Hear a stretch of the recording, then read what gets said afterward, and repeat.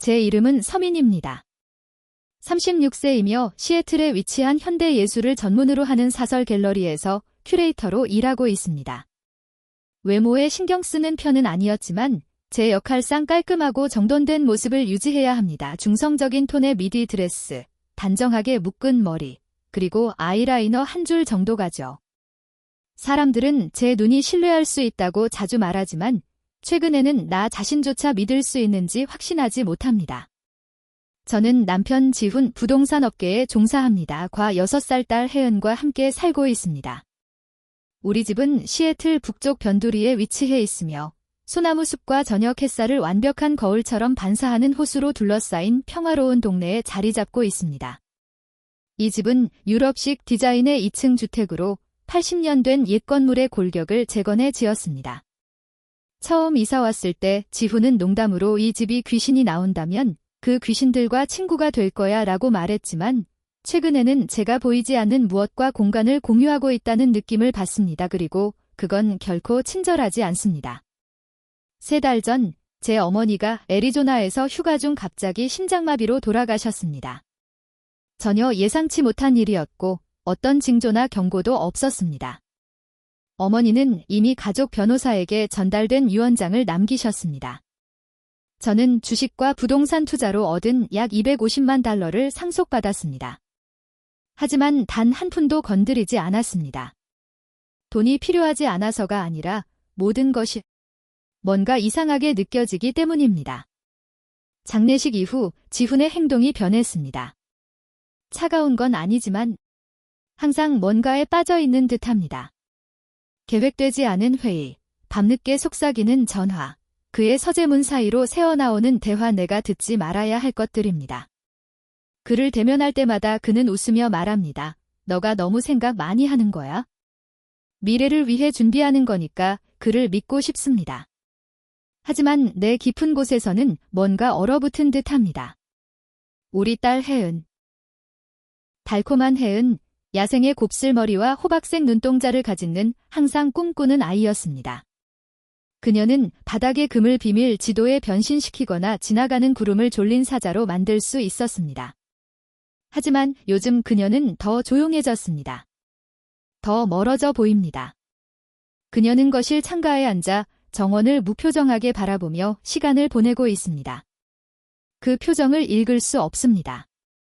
혜은아, 뭘 보고 있니? 어느 아침 오렌지 주스를 따르며 물었다. 그녀는 뒤를 돌아보지도 않았다. 보이지 않니? 나무 사이의 그림자들이 서로 속삭이고 있어 나는 얼어붙었고 유리잔을 꽉 쥐었다. 또 상상하는 거야. 저는 진정하려고 노력하며 대답했습니다. 혜은은 마침내 저를 바라보았습니다. 그 눈동자는 느리고 진지했으며 목소리는 차가웠습니다. 그들은 상상 속 존재가 아니에요. 당신에 대해 이야기하고 있어요. 더 묻기 전에 지훈이 계단을 내려오며 정장 소매를 고쳐 입으며 미소 지었다. 일찍 나가야 해. 일본 투자자들과 회의가 있어? 잘 되면 놀라운 휴가를 계획할 거야. 혜은, 도쿄에서 뭐 가져다 줄까? 그녀는 아무 말도 하지 않았다. 나는 강제로 미소를 지었지만 그녀의 말 때문에 심장이 뛰고 있었다. 지훈을 배웅하고 그의 레인지 로버가 자갈길로 사라지는 모습을 지켜봤다. 갑작스러운 바람이 불어 코트를 더 단단히 감싸쥐었다. 햇빛은 밝게 비추고 있었지만 집 안쪽에서 누군가 나를 지켜보는 듯한 기이한 느낌이 사라지지 않았다. 어머니가 돌아가신 후 모든 것이 무너져 내리기 시작했다. 이제 나는 다음 차례가 될까 봐 두려워졌다. 지훈이 도쿄로 떠난 지 3일 후 혜은은 거실 창문에서 거의 움직이지 않았다. 그녀는 다시 그림을 그리기 시작했다. 하지만 이전처럼 꽃이나 성 같은 장난스러운 그림이 아니었다. 모든 페이지에는 회오리 치는 검은 선으로 감싸인 집과 창문에서 얼굴 없는 인물들이 쳐다보는 모습이 그려져 있었다. 내가 그녀에게 무엇을 그리는지 물었다. 그녀는 단호하게 대답했다. 기다리는 사람들. 누구를 기다리는 거야? 내가 물었다. 그녀는 당신이 깨어나기를 기다리는 사람들이라고 대답했습니다. 저는 그녀의 생생한 상상력에 익숙했지만 이번에는 그녀의 목소리가 이상하게도 차분했고 눈동자가 움직이지 않았습니다. 등골이 오싹해졌습니다. 그날 밤 그녀의 스케치북을 확인했다. 한 페이지가 찢어져 있었다. 다음 페이지에는 우리 집이 붉은 얼룩으로 덮여 있었고 중앙에는 긴 머리를 늘어뜨린 여자가 있었다. 잠들어 있건 생명이 없는 듯 했다. 나는 그걸 무시하려 했다. 아마도 너무 압도되었을 뿐이야.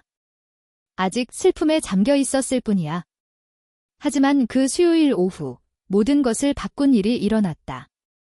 창고 정리를 하던 중 느슨한 바닥판을 발견했다. 그 뒤에 오래된 가죽 노트가 있었다. 표지에 이름은 없었다. 안에는 우리 집의 거친 스케치가 가득했다. 하지만 지금 우리가 사는 집과는 달랐다. 원본 설계도 같았다. 한 그림에는 주방 뒤에서 집 아래에 묻힌 방으로 이어지는 좁은 터널이 그려져 있었다. 주 건물과 완전히 분리된 구조였다. 지난해 부동산 점검 보고서에는 이런 내용이 전혀 언급되지 않았다는 걸 기억했습니다. 노트북을 거실로 가져가자 혜은이 만화책을 내려다보며 거의 무심코 말했습니다. 그거 봤어. 저는 얼어붙었습니다. 무슨 말이에요? 그 터널요. 혜은이 차분히 말했습니다. 꿈에서 봤어요. 목소리가 그곳을 보여달라고 했어요. 나는 목을 삼켰다. 어떤 목소리? 그녀는 답이 당연하다는 듯이 나를 바라보았다. 할머니의 목소리예요. 나는 그 순간 노트북을 떨어뜨릴 뻔했다. 그날 저녁 식탁을 정리하던 중 혜은이 의자를 가까이 끌어당겨 속삭였다. 어두워지면 집에서 혼자 있지 마. 그들이 여기 있는 걸 싫어해. 내 피부가 소름이 돋았다. 혜은아, 그런 말 하지 마. 그녀는 거의 속삭이는 듯한 목소리로 계속했다. 아빠가 누군가와 말하는 걸 들었어요. 만약 당신이 사라지면 모든 것이 더 쉬울 거라고 했어요.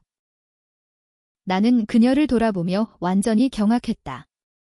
그 말을 어디서 들었어? 그의 사무실이에요. 그녀가 말했다. 문 근처에 앉아 있었어요. 그가 제가 거기 있다는 걸 몰랐어요. 나는 침착을 유지하려 했지만 속은 무너져 내리고 있었다. 그날 밤 혜은이 잠들자 나는 지훈의 사무실로 기어들어갔다. 그의 컴퓨터는 로그아웃되어 있었고 모든 서랍은 잠겨 있었다. 하지만 쓰레기통에서 구겨진 종이 뭉치를 발견했다. 우리 집 보안 시스템의 도면으로 완전 봉쇄 모드라고 표시되어 있었고 집의 건축 도면도 함께 있었다.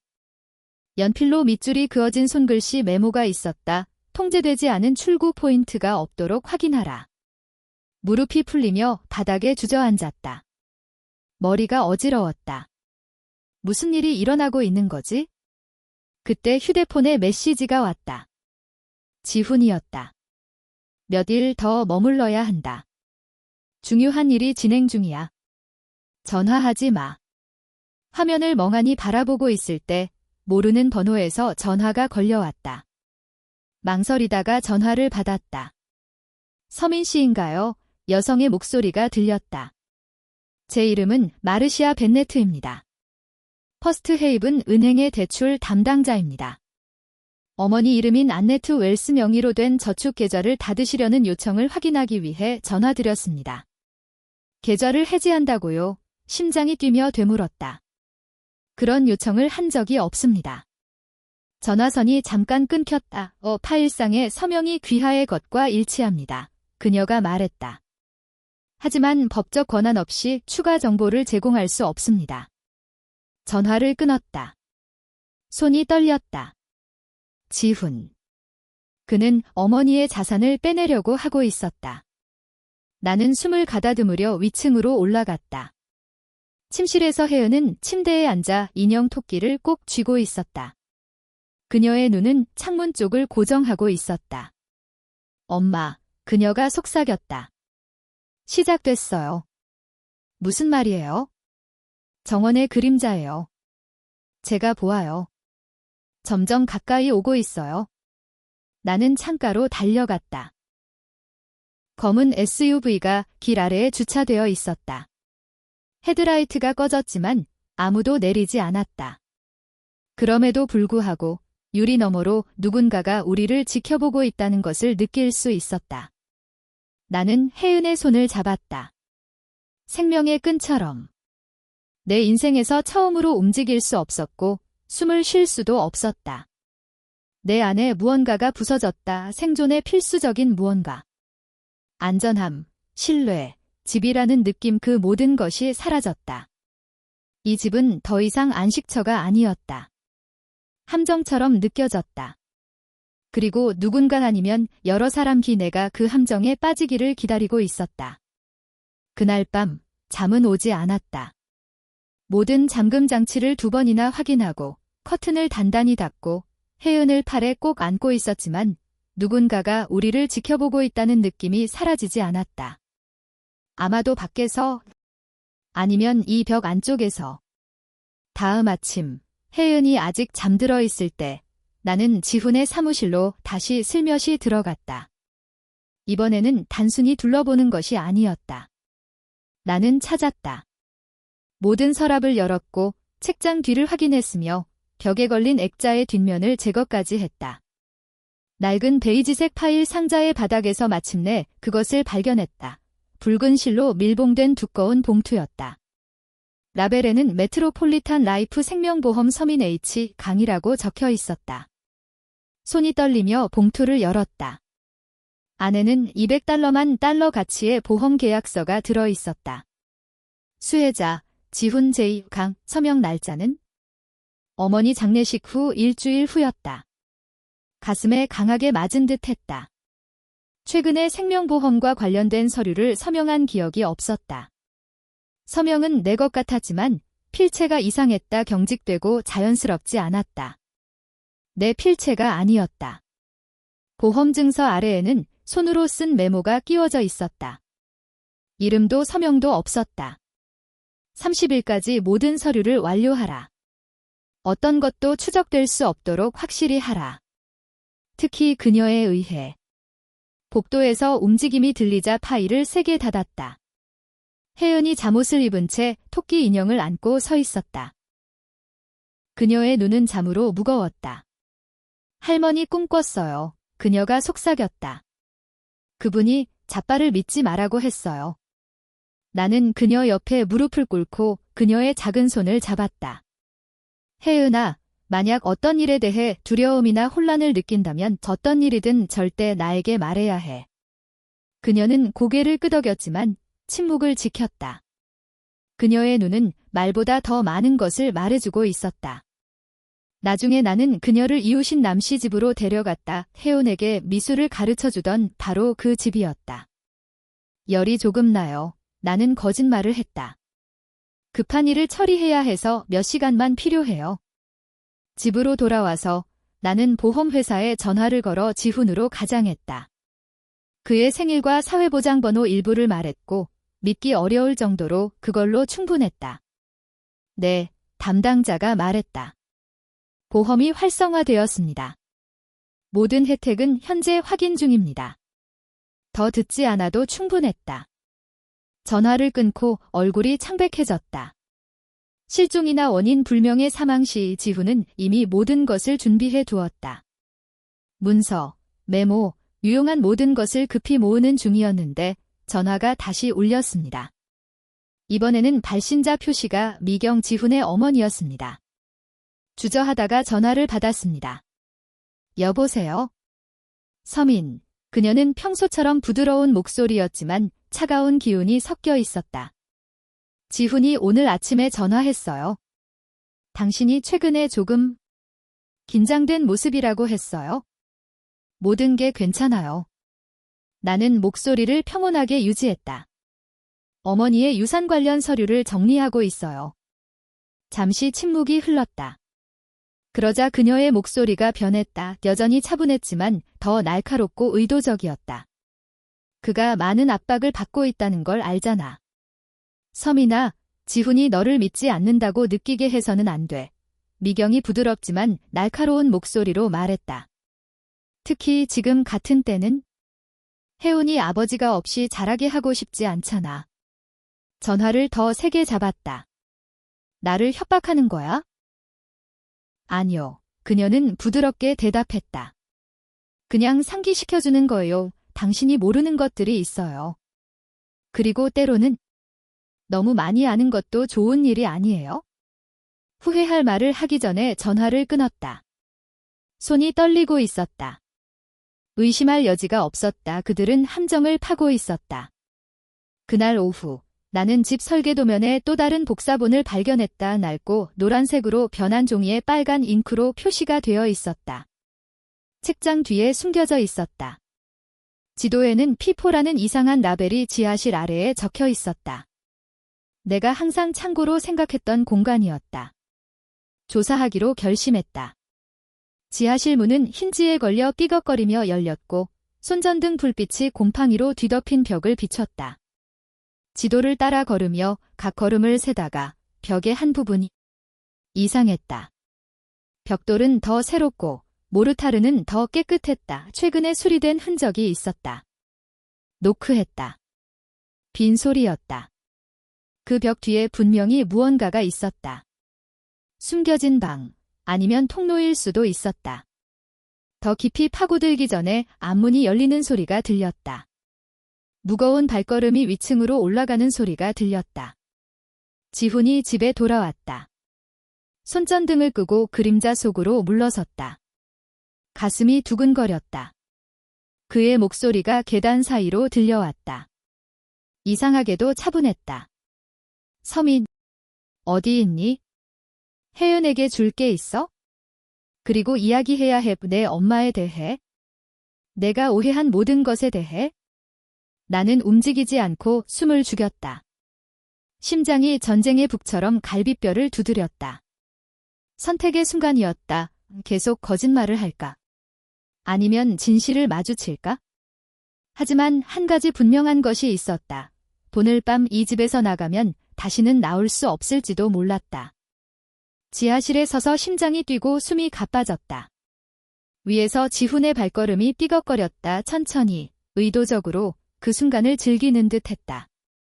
나는 먼 구석으로 물러나 차가운 벽에 몸을 밀착시켰다. 휴대폰이 진동했다. 남의 메시지, 서민, 혜은이 집에 오고 싶어 해요. 괜찮아요. 무슨 일이에요? 나는 빠르게 입력했다. 그녀를 들어오지 못하게 해 혜은을 안전하게 지켜. 문을 잠그라. 뭔가 일어나고 있어? 그때 지하실의 불이 갑자기 켜졌다. 지훈의 그림자가 좁은 계단 아래로 길게 늘어졌다. 서민, 그가 다시 불렀다. 목소리가 이제 더 부드러웠다. 여보, 내가 거기 있다는 걸 알아? 우리 이야기해야 해. 내 엄마에 대해? 우리에 대해? 내가 모든 걸 잘못 이해했어. 나는 손전등을 더 세게 움켜쥐었다. 마치 무기처럼. 날카로운 비프음이 울렸다가 클릭 불이 다시 꺼졌다. 손전등을 다시 켰다. 빛이 벽을 따라 떨리며 움직였다. 그때 그 소리를 들었다. 기계적인 웅웅거림 계단에서가 아니라 창문에서였다. 나는 뛰쳐나갔다. 계단으로 달려갔지만 지하실 문이 내 머리 위에서 쾅 하고 닫혔다. 문 손잡이를 돌렸다. 잠겨 있었다. 밖에서 잠근 거였다. 공황이 몰아쳤다. 부엌으로 달려갔다. 잠겨 있었다. 모든 창문 단단히 잠겨 있었다. 그 다음 금속바가 프레임에서 미끄러져 나왔다. 지훈이 인쇄한 보안 도면과 정확히 같았다. 경보음도 깜빡이는 불빛도 없었다. 차가운, 조용한 격리 상태였다. 공기에서 플라스틱이 녹는 냄새가 났다. 가솔린의 흔적도 느껴졌다. 서랍을 뒤져 전화기를 찾았다. 유선 전화는 끊어져 있었다. 정문으로 달려갔다. 소용없었다. 그때 계획이 떠올랐다. P4로 표시된 탈출 경로. 숨겨진 길. 식료품 저장실로 달려가 뒷 패널을 손가락으로 더듬다가 그걸 느꼈다. 틈 강하게 눌렀다. 클릭, 클릭. 벽의 한 부분이 미끄러지며 열리며 좁은 나무 문이 드러났다. 문을 잡아당겼다. 좁은 터널 한 사람이 기어갈 수 있을 만큼의 공간이었다. 주저하지 않았다. 손전등을 들고 기어 들어갔다. 공기는 두껍고 습기 차 있었고 썩은 냄새가 났다. 천천히 움직이며 패닉을 억누르려 했다. 뒤에서 들리는 모든 소리가 등골을 오싹하게 했다. 지훈이 내가 사라진 걸 알아챘는지 몰랐지만 머물러 있을 수는 없었다. 마침내 영원히 느껴질 만큼 오랜 시간이 지나서야 앞쪽에 빛이 보였다. 끝부분의 썩은 목재 패널을 밀어냈다. 삐걱거리며 크게 열렸다. 나는 차고 뒤쪽, 담쟁이로 뒤덮인 돌벽 옆에 있었다. 열린 공간 카메라도 함정도 없었다. 자유였다. 멈추지 않았다. 좁은 뒷길을 맨발로 돌멩이 위를 달리며 폐가 타는 듯한 고통을 참으며 달렸다. 남의 현관에 도착해 문을 세게 두드렸다. 절박한 마음으로. 그녀가 문을 열자 내 모습을 본 그녀의 얼굴이 창백해졌다. 흙투성이에 피부가 유령처럼 하얗게 변해 있었다. 오마이갓, 무슨 일이야? 질문은 안 돼. 나는 숨을 헐떡이며 말했다. 경찰을 불러. 지금 당장. 혜은이 달려나와 나를 꼭 껴안았다. 엄마. 나는 그녀를 꼭 껴안고 떨었다. 몸을 숙여 그녀의 귀에 속삭였다. 우리는 절대 거기로 돌아가지 않을 거야. 사랑하는 아이야. 이해했지? 절대. 남은 경찰을 불렀다. 나는 모든 것을 넘겼다. 지훈의 파일, 위조된 보험 서류, 보안 도면, 심지어 며칠 전에 비밀리에 녹음한 음성 파일까지. 남의 창문에서 우리 집이 불타는 모습을 지켜봤다. 불꽃은 지하실에서 먼저 터져나와 1층을 삼켰다. 검은 연기가 하늘로 솟아올랐고 여기에서도 그 냄새가 느껴졌다. 플라스틱, 가솔린, 재. 혜은은 내 어깨에 얼굴을 묻었다. 꿈에서 봤어, 엄마. 그녀가 속삭였다. 하지만 이번에는 우리는 도망쳤어. 나는 눈을 뗄 수 없었다. 집이 타는 모습을 보는 것은 우리 과거가 연기 속으로 사라지는 것 같았다. 모든 기억, 모든 거짓말. 그런데도 몇 달 만에 처음으로 살아있다는 느낌을 받았다. 그리고 지훈이 나를 사라지게 만들기 위해 무엇이든 할 준비가 되어 있었다는 것을 완전히 깨달았다. 나는 남의 소파에 앉아 담요에 감싸여 있었고 혜은은 내 팔에 웅크리고 있었다. 내 머릿속은 혼란스러웠다. 분노, 두려움, 믿을 수 없는 감정이 뒤섞여 있었다. 하지만 창문 너머로 불은 계속 타오르고 있었다. 정화하는 듯한 최종적인 불꽃이었다. 문고리가 울렸다. 여성 경찰관이 차분하지만 날카로운 눈빛으로 들어왔다. 강서민 씨인가요? 네, 나는 며칠 만에 처음으로 목소리가 안정되어 말했다. 이웃들과 소방서에서 여러 건이 신고를 받았습니다. 유 경관은 차분히 말했다. 귀하의 집은 완전히 파괴되었습니다. 하지만 초기 조사 결과 이는 사고가 아니라는 것이 밝혀졌습니다. 처음부터 모든 것을 설명해 주시겠습니까? 나는 가지고 있던 모든 것을 건넸다. 위조된 생명보험 계약서, 조작된 보안 시스템 사진, 지훈의 사무실에서 발견한 메모 복사본, 그리고 내 전화기에 저장된 오디오 녹음. 지훈의 목소리가 선명하게 들렸다. 추적 가능하게 하지 마라 라고 지시하는 소리였다. 유 경사가 문서를 넘기며 그녀의 태도가 변하는 것을 지켜보았다. 의심의 눈초리에서 점차 걱정스러운 표정으로. 당신은 안에 갇혀 있었다고 했죠? 그녀가 물었다. 보안 시스템에 접근할 수 있는 사람은 누구인가요? 강지훈입니다. 내가 대답했다. 제 남편이에요. 그는 도쿄로 출장을 갔다고 했지만 그건 단순히 위장일 뿐이라고 확신합니다. 유경관은 고개를 끄덕이며 이미 메모를 적기 시작했다. 금융기록을 확인하고 교통카메라, 국경활동 등을 모두 조사할 것입니다. 하지만 철저히 조사하려면 혜은과 이야기해야겠어요. 동의하시겠어요? 나는 딸을 내려다보았다. 그녀는 내 옆에 앉아 침묵으로 일관하고 있었다. 두려워하지도 울지도 않았다. 그저 차분하고 집중된 모습이었다. 그녀의 침묵은 나조차도 불안하게 만들었다. 준비됐어, 사랑하는 딸아, 내가 부드럽게 물었다. 그녀는 작은 고개를 끄덕인 후 일어나 작은 테이블로 걸어가 유와 마주 앉았다. 혜은, 경찰관이 부드럽게 말했다. 아버지가 이상한 말을 하신 적 있거나 집에서 이상한 점을 발견한 적 있니? 혜은의 목소리는 속삭임에 가까웠다. 아빠가 전화 중이었어요. 문 뒤에서 엿들었어요. 아빠, 만약 엄마가 사라지면 모든 것이 그의 것이 될 거야라고 말했어요. 그리고 사고로 보이게만 해라고 했어요.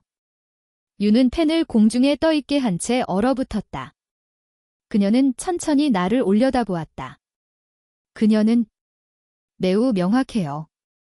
다른 사람도 관여했나요, 혜은? 그녀는 고개를 끄덕였다. 미경 할머니요. 할머니도 아빠에게 전화했어요. 아빠가 할머니와 통화할 때 웃는 걸 봤어요. 유는 날카롭게 숨을 내쉬었다. 그녀에 대한 소환장을 즉시 발부할 것입니다. 그날 오후, 경찰은 미경강 씨의 집에서 압수수색 영장을 집행했다. 내 집에서 차로 15분 거리였다. 안에서는 내 이름으로 위조된 투자계획서, 위조된 위임장 문서, 금고에 숨겨진 8만 달러 이상의 현금이 발견되었다. 한편 지훈은 오레곤주 경계 근처의 주유소에서 은색 SUV를 운전하고 있는 상태로 발견되었습니다. 그 차는 회사차가 아니라 위조된 등록증을 가진 렌터카였습니다.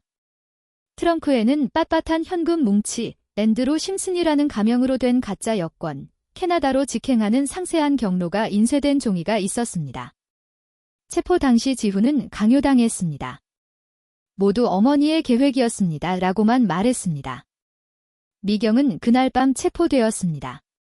그녀는 경찰의 질문에 아무런 답변도 하지 않고 차가운 톤으로 반복했습니다. 지훈을 위해 모든 것을 했습니다. 그는 속은 사람입니다. 하지만 저는 놀랍지 않았습니다. 지훈은 항상 어머니의 지시를 인형처럼 따랐습니다. 그럼에도 불구하고 그는 무죄가 아니었습니다. 그들은 수술처럼 정교하게 계획을 세웠습니다. 집의 설계도, 가짜 보험 서류, 나를 잡기 위해 설계된 보안 시스템, 모든 증거를 제거하는 것, 모든 움직임이 계산되어 있었습니다. 만약 혜은이 없었다면 나는 또 다른 실종 여성 비극적인 헤드라인의 이름만 남은 존재가 되었을 것입니다. 경찰 보고서에 서명한 후 혜은과 나는 안전증인 프로그램으로 옮겨졌습니다. 호텔방은 작았지만 깨끗했고 평화로운 호수의 조용한 전망이 보였다. 수주 만에 처음으로 내 뒤에서 금속 잠금 장치가 클릭하는 소리나 어둠 속에서 발자국 소리가 들리지 않았다. 그날 밤 혜은은 내 옆에 누워 인형 토끼를 여전히 잡고 있었다. 그녀는 머리를 돌리며 졸린 눈으로 나를 바라보았다. 엄마, 그녀가 속삭였다. 그들이 돌아올까요? 저는 그녀의 이마에 키스를 했습니다. 아니야, 아가. 그들은 우리를 다치게 할 수 없어. 경찰이 모든 것을 처리하고 있어? 진실은 밝혀질 거야. 밖에서는 해가 지평선 아래로 내려갔지만 제 안에서는 새로운 것이 떠오르고 있었습니다. 조용한 힘, 정의의 감각. 시작. 나는 더 이상 같은 여자가 아니었다. 불안 속에서도 미소 짓거나 너무 쉽게 믿던 그 여자가 아니었다. 이제 나는 다른 존재였다. 어머니. 생존자. 싸우는 사람. 지훈과 미경강에 대한 재판은 워싱턴주에서 가장 큰 법원인 킹카운티 법원에서 추운 월요일 아침에 시작되었다.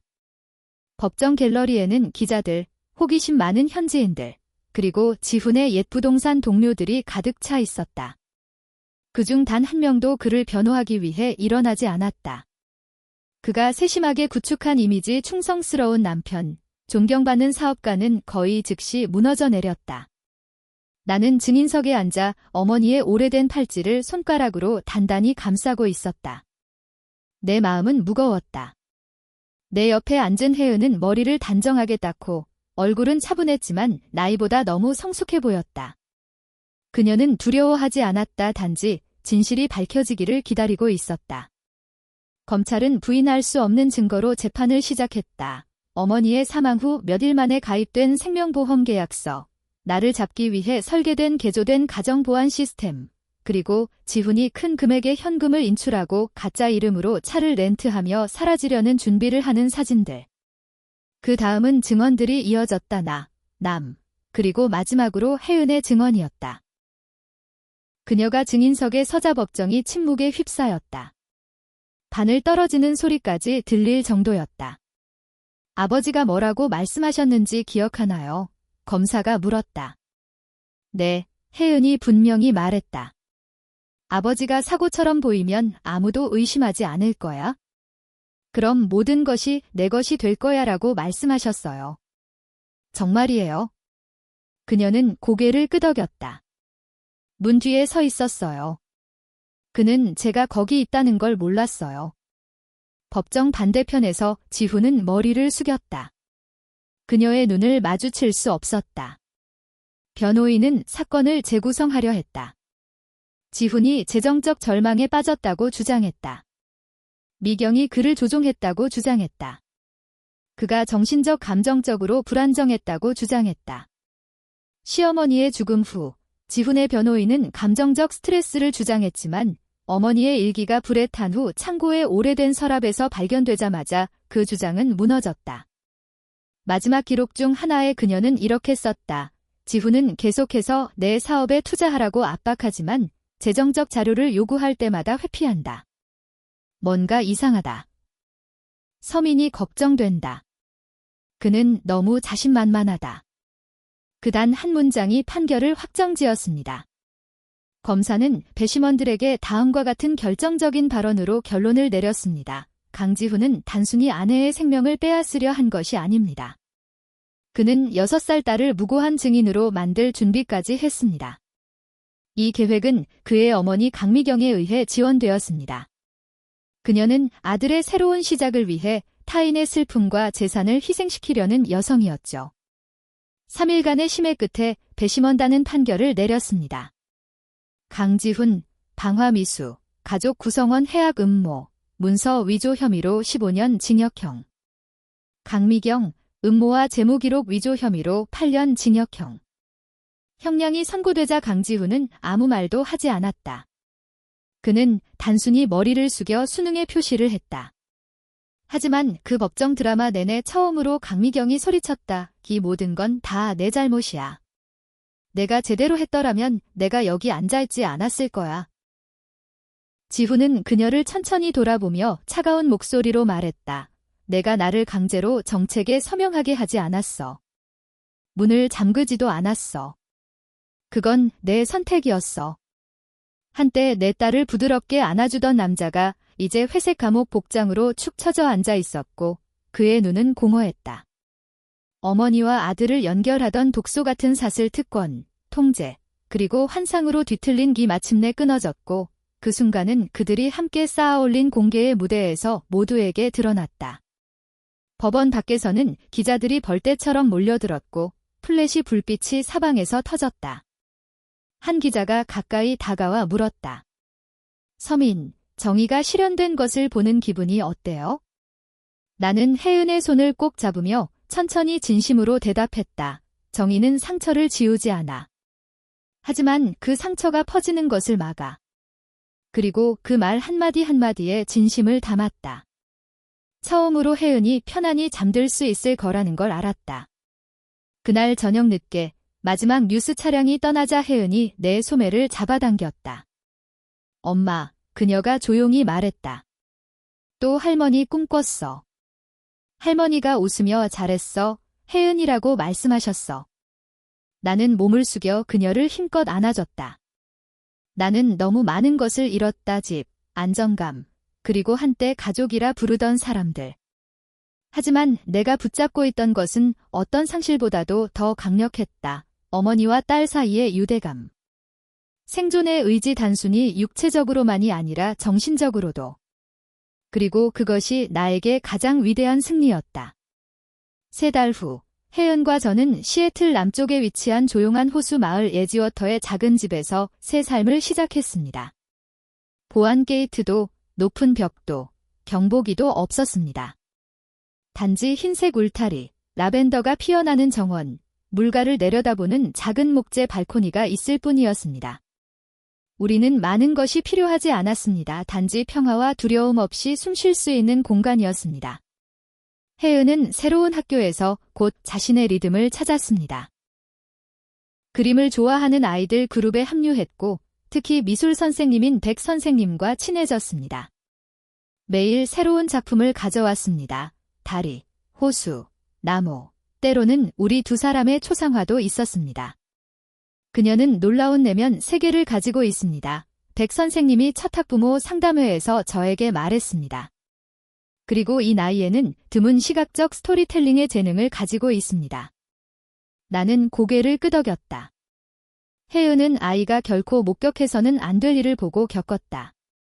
예술은 그녀의 목소리, 피난처가 되었다. 침묵의 의미를 수놓는 방식, 트라우마의 아름다움을 불어넣는 방법이었다. 나에게는 옛 직장인 한올 갤러리로 돌아가는 길이었습니다. 어머니를 돌보기 위해 그만두었던 곳이었지만 처음에는 과거가 집중력을 흐리게 할까 걱정했습니다.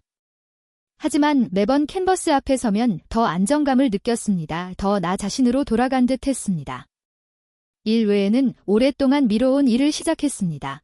젊은 여성 예술가를 지원하는 재단을 설립하는 것이었습니다. 어머니가 남긴 유산으로 일부 자금을 마련했습니다. 저는 그것을 혜은 재단이라고 명명했습니다. 혜은의 꿈이라는 개념에서 따온 이름으로 침묵당하거나 무시당하거나 상처받은 목소리를 위한 공간을 의미했습니다. 여성들이 단순히 보여지는 것이 아니라 진정으로 들을 수 있는 곳을 만들고 싶었습니다. 우리는 전시회, 워크숍, 장학금 프로그램을 계획했습니다. 특히 트라우마, 상실, 학대를 겪은 소녀들과 여성들을 위해 말이죠. 첫 번째 전시회 기획회의에서 저는 전년도 역사적 갤러리 복원 프로젝트에서 함께 작업한 건축가 민재와 마주쳤습니다. 조용하고 예리한 민재는 특별한 재능을 가지고 있었습니다. 그는 정말로 들어주는 사람이었습니다. 멜리아, 그는 제가 레이아웃 인쇄물을 어색하게 넘기며 말하자 부드럽게 미소 지으며 말했습니다. 세상에 대한 믿음을 재건하려 한다면 모든 기둥을 혼자서 지탱하려 하지 마세요. 며칠 만에 처음으로 웃음이 나왔습니다.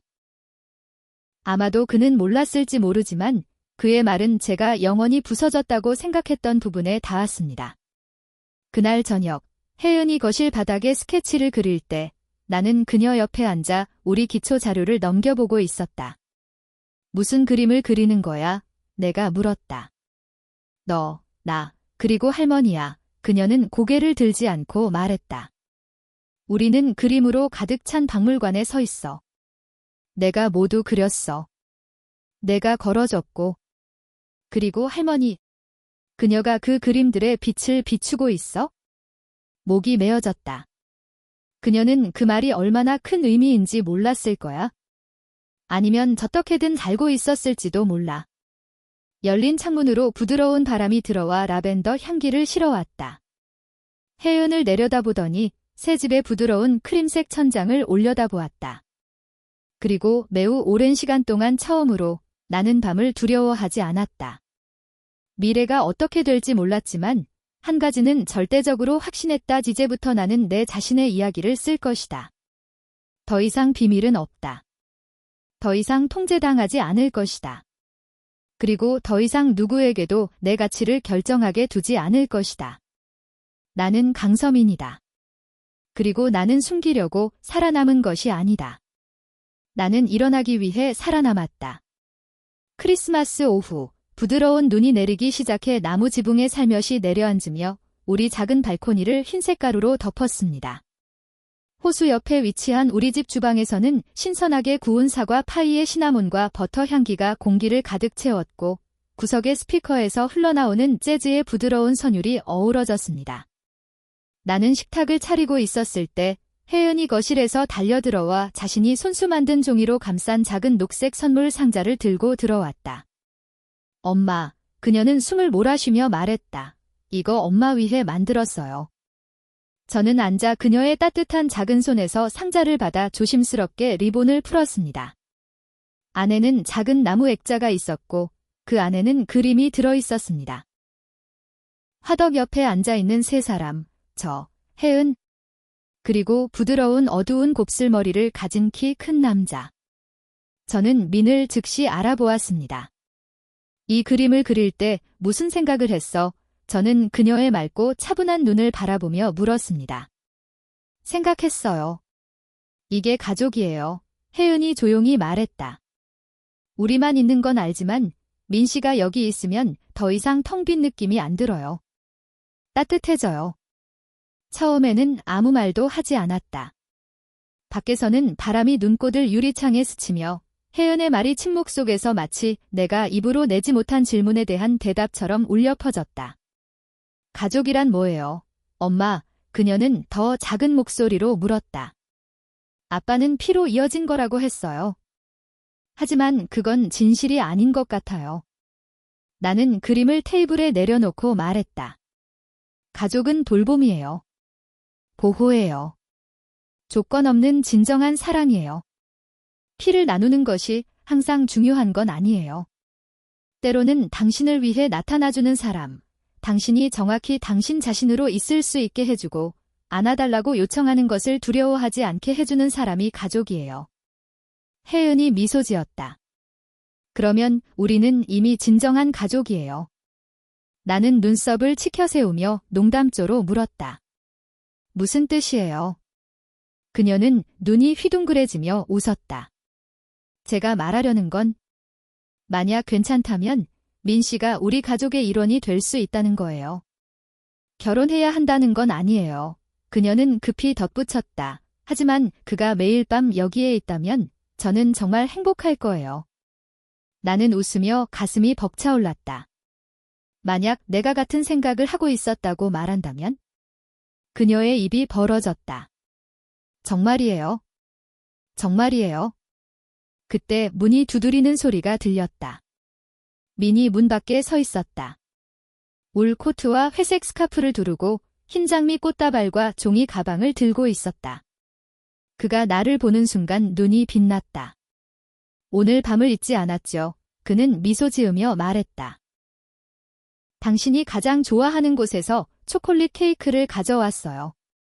나는 문을 열고 그를 들어오게 했다.